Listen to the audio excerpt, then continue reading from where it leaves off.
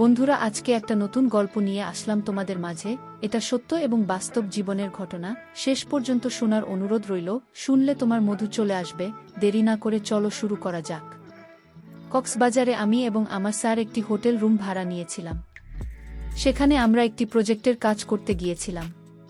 Sir আমি একসাথে একই রুমে একই বেডে রাত্রে শুয়েছিলাম। স্যারকে আমি খুব বিশ্বাস করতাম।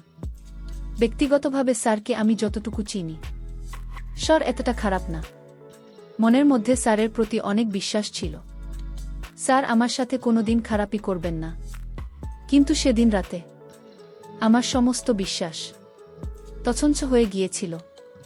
রাত যখন গভীর হল তখন আমি স্যারের আসল রূপটা দেখতে পেলাম।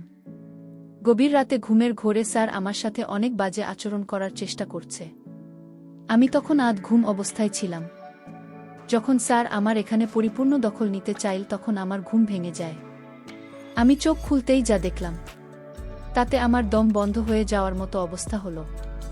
বন্ধুরা, গল্পটি অনেক ইন্টারেস্টিং। আশা করি পুরো গল্পটি তোমরা অনেক মনোযোগ সহকারে শুনবে।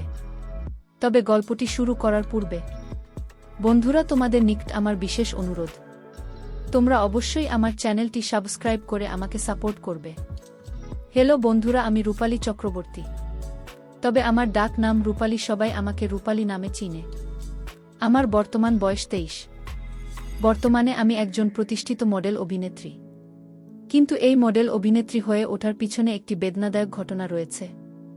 আজকে তোমাদের সামনে আমি যে ঘটনাটি বলবো, ঘটনাটি আমার বাস্তব জীবনের একটি গল্প। তবে গোপনীয়তা রক্ষার জন্য আমি আমার ছদ্মনাম ব্যবহার করলাম। আমার দুষ্টুমিষ্টু বন্ধুরা, খুব ছোটবেলা থেকেই আমি একজন বিখ্যাত মডেল হওয়ার স্বপ্ন ছিল। স্বপ্নটা যেন এক পর্যায়ে আমার নেশায় পরিণত হয়ে গেল। মনের মধ্যে সবসময় কল্পনা জল্পনা করতাম, কিভাবে আমি একজন বিখ্যাত মডেল হতে পারি, দেশের নামকরা মডেল হতে পারি। খুব ছোটবেলা থেকেই স্বপ্নটা মনের মধ্যে পোষণ করতে থাকি। স্কুলে পড়ার সময় আমি বিভিন্ন সাংস্কৃতিক অনুষ্ঠানে অভিনয় করার চেষ্টা করতাম এবং ভালো নৃত্য করার চেষ্টা করতাম। আর সবসময় একজন মডেলের গুণাগুণ থাকা দরকার। ওই সবগুলো বৈশিষ্ট্যই আমি অর্জন করার চেষ্টা করতাম।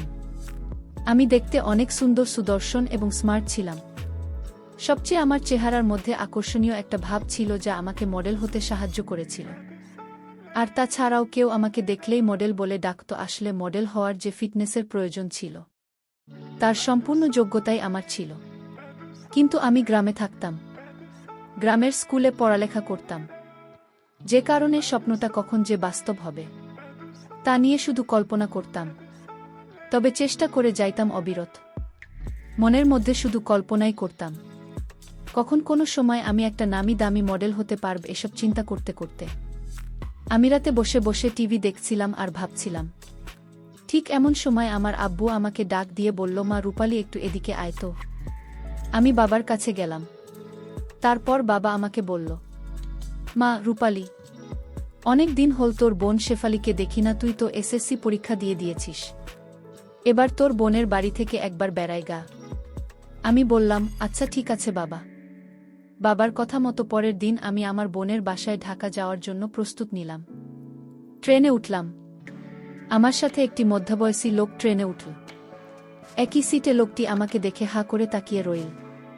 কিন্তু লোকটির সাথে কোনো কথা বললাম না। হঠাৎ করে লোকটির ফোনে একটি ফোন আসে। শুনলাম লোকটি কথা বলছে কারো সাথে। লোকটির কথা শুনে মনে হচ্ছে লোকটি কোনো একটি মডেলিং এজেন্সির পরিচালক অথবা প্রযোজক। লোকটি আমার ঠিক পাশের সিটে বসেছিল। লোকটির কথা শুনে পরিষ্কার হয়ে গেলাম যে লোকটি একটি মডেলিং এজেন্সির পরিচালক।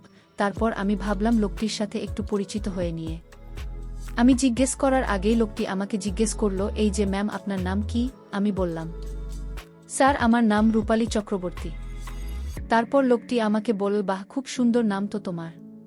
তুমি কি করো? আমি বললাম, স্যার আমি এই বছর এসএসসি পরীক্ষা দিয়েছি। তারপর লোকটি তোমাকে জিজ্ঞেস করল, ভবিষ্যতে তুমি হতে চাও? আমি বললাম, স্যার ভবিষ্যতে আমি একজন বিখ্যাত মডেল হতে চাই। তখন লোকটি আমাকে বলল, বাহ, খুব সুন্দর উদ্দেশ্যটা তোমার। আর তোমার চেহারা যে সুন্দর, যে আকর্ষণীয়, নিশ্চয়ই তুমি মডেল হওয়ার অধিকারী। আমি লোকটির কথায় আমার প্রশংসা শুনে আমি কিছুটা হেসে উঠলাম। তারপর আমি লোকটিকে জিজ্ঞেস করলাম, স্যার আপনি কি করেন? লোকটি একটি হাসি দিয়ে বলল, এই নাও আমার কার্ড, এখানে বিস্তারিত লেখা আছে। লোকটির কার্ডটি দেখে আমি চমকে গেলাম। আমি এতদিন মনে মনে যাকে খুঁজছিলাম সেই আজকে আমার সামনে হাজির। কার্ডটিতে স্যারের নাম লেখা ছিল শুভঙ্কর চক্রবর্তী। আমিও স্যারকে বললাম, স্যার আপনার নাম অনেক সুন্দর। তারপর স্যারের সাথে আস্তে আস্তে ফ্রি হতে শুরু করলাম। একটু একটু করে কথা বলতে বলতে স্যারের সাথে আমি বেশ মাতিয়ে ফেললাম। এভাবে স্যারের সাথে গল্প করতে করতে কখন যে সময় কেটে গেল তা বুঝতেই পারলাম না। হঠাৎ করে সিগন্যাল পেলাম, ট্রেন কমলাপুর রেলওয়ে স্টেশনে চলে আসলো। স্যার আমি উঠে নেমে গেলাম।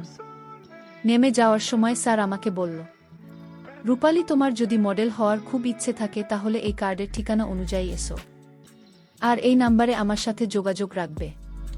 আমি বললাম, আচ্ছা ঠিক আছে স্যার, আর আমাকে ফোন দিও। তাহলে আমি তোমাকেই বলে দেব তোমাকে কোথায় আসতে হবে। যদি তোমার একান্ত ইচ্ছা থাকে তাহলে কেবল আমার সাথে যোগাযোগ করতে পারো। স্যারের কাছ থেকে বিদায় নিয়ে আমি আমার বোনের বাসায় চলে গেলাম। বোনের বাসায় এসে রাতের বেলায় খাবার দাবার শেষে যখন শুতে যাব তখন স্যারের কথা মনে পড়ল। তারপর কার থেকে নাম্বারটি নিয়ে স্যারকে একটি ফোন দিলাম। মনে হচ্ছে স্যার আমার ফোন পেয়ে অনেক খুশি। এভাবে স্যারের সাথে আমি প্রায় 2 থেকে 3 মাস কথা বললাম। তারপর স্যার একদিন আমাকে হঠাৎ করে বলল, রূপালী মডেলিং হওয়ার একটা সুযোগ এসেছে আগামীকালকে। আমাদের এখানে মডেল সিলেক্টেড প্রতিযোগিতা চলবে। আশা করি তুমি সেখানে আসবে যদি পরিচালনা পর্ষদ এবং তোমার যোগ্যতা তোমার সবকিছু মিলে যায়, তাহলে তুমি সেখানে মডেলিং হওয়ার চান্স পেয়ে যাবে। স্যারের কথা শুনে আমি মহা খুশি হয়ে গেলাম। আমি বললাম, স্যার অবশ্যই আসব। তারপর নির্দিষ্ট দিনে আমি চলে গেলাম ইন্টারভিউ দিতে। ইন্টারভিউ দিতে গিয়ে দেখি আমার মতো সেখানে অনেকেই ইন্টারভিউ দিতে আসছে, কিন্তু সেখানে গিয়ে দেখি ইন্টারভিউতে প্রধান ভূমিকা পালন করছে সেদিন যে আমার সাথে ট্রেনে পরিচিত হয়েছিল, যে লোকটাই, তাকে দেখে আমি খুব একটা সাহস পেলাম, মনের মধ্যে ভরসা পেলাম। ভাবলাম আমার মডেলিং এর স্বপ্ন হয়তো পূরণ হতে চলেছে। বন্ধুরা তোমাদেরকে আমি আরেকটি কথা বলে দিই। সেদিন ইন্টারভিউতে যাওয়ার সময় আমি এমনভাবে নিজেকে প্রদর্শন করেছিলাম, অর্থাৎ সাজগোজ করেছিলাম যেন আমাকে দেখে স্যারের চোখ কপালে উঠে যাওয়ার মতো অবস্থা হয় এবং আমাকে তার এজেন্সিতে মডেলিংয়ের কাজ করার সুযোগ করে দেয়। বসে থেকে অপেক্ষা করতে করতে হঠাৎ করে আমার সিরিয়াল আসলো। আমি স্যারের দরজার পাশে গিয়ে স্যারকে নমস্কার দিলাম। স্যার আমার নমস্কারের উত্তর দিল। আমি বললাম, স্যার আসতে পারি? স্যার বলল, জি আসুন। তারপর আমি ভিতরে প্রবেশ করলাম। তারপর স্যারকে বললাম, স্যার বসতে পারি? স্যার বলল, জি বসুন। তারপর স্যার আমাকে জিজ্ঞেস করল, তোমার নাম কি? আমি বললাম, আমার নাম রূপালী চক্রবর্তী। যদিও স্যার আমার নাম জানে, তারপরেও ইন্টারভিউ বোর্ডে সবাইকে দেখাতে গিয়ে স্যারের এই নাটকটা করতে হলো। স্যার আমাকে বলল, বাহ খুব সুন্দর, খুব মিষ্টি নাম তো তোমার। পড়ালেখা কতটুকু করেছ? আমি বললাম, স্যার এসএসসি পরীক্ষা দিয়েছি বছর। স্যার বলল, ভালো। তুমি অভিনয় কেমন পারো? এর আগে তোমার কি আর কোনো অভিনয় করার অভিজ্ঞতা আছে? আমি বললাম, স্যার আমি এর আগে কোনো মডেলিং এজেন্সিতে অভিনয় করিনি, কিন্তু আমার শিক্ষা জীবনে আমি হাই স্কুলে বিভিন্ন সংস্কৃতি অনুষ্ঠানে নৃত্য পরিবেশন করতাম এবং বিভিন্ন শিক্ষামূলক নাটক বা বিভিন্ন অনুষ্ঠানে বেশ ভালো অভিনয়ের পারফর্ম করেছি। সেক্ষেত্রে আমি যতটুকু ভাবলাম, আপনি যদি আমাকে একটু সুযোগ দেন তাহলে আমি আমার সর্বোচ্চ দিয়ে চেষ্টা করব। স্যার বলল, আমি তোমার কথা বুঝতে পেরেছি, কিন্তু অভিজ্ঞতা হলে ভালো হতো। আচ্ছা ঠিক আছে রূপালী, তুমি কি আমাকে এখন এই মুহূর্তে একটা অভিনয় করে দেখাতে পারবে?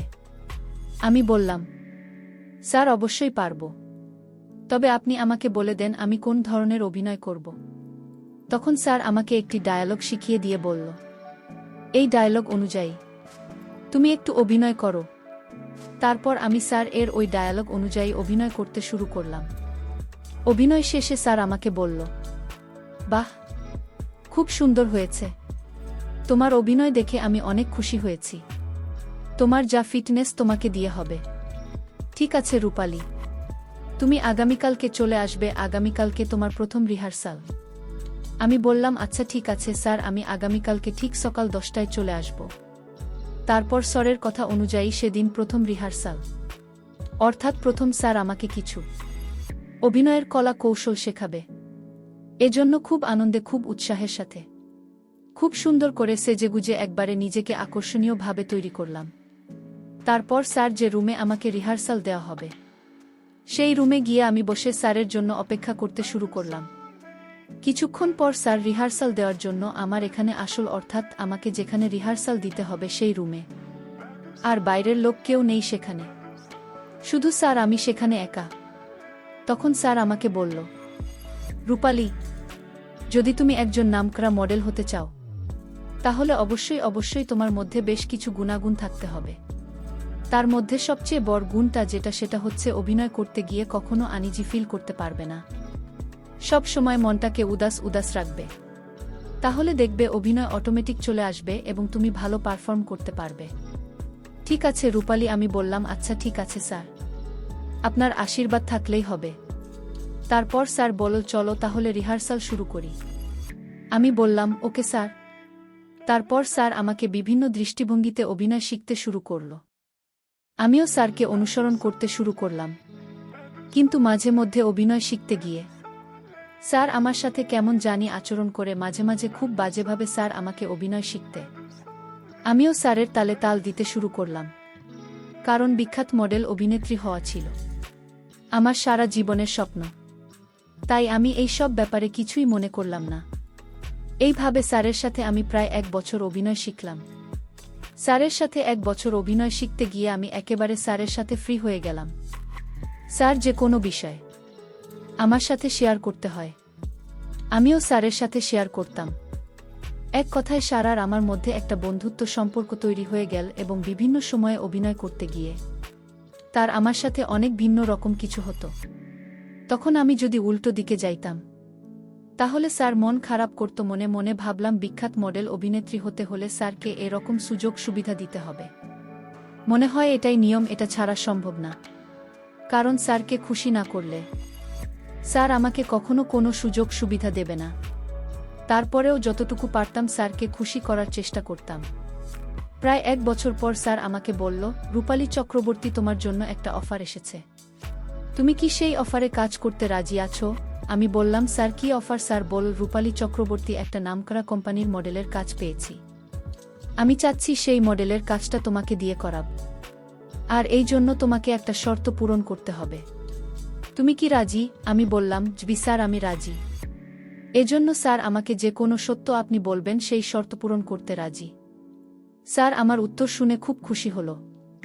তারপর স্যার আমাকে বলল, তাহলে যে তোমাকে আমার সাথে 1 সপ্তাহের জন্য কক্সবাজার যেতে হবে, সেখানে বিজ্ঞাপনের লোকেশনটা খুব ভালো করে ট্র্যাক করতে হবে এবং তোমাকে জায়গায় জায়গায় ঘুরে দেখাতে হবে এবং কিছু কলাকৌশল শেখাতে হবে যে কিভাবে বিজ্ঞাপনের শ্যুট করা হবে।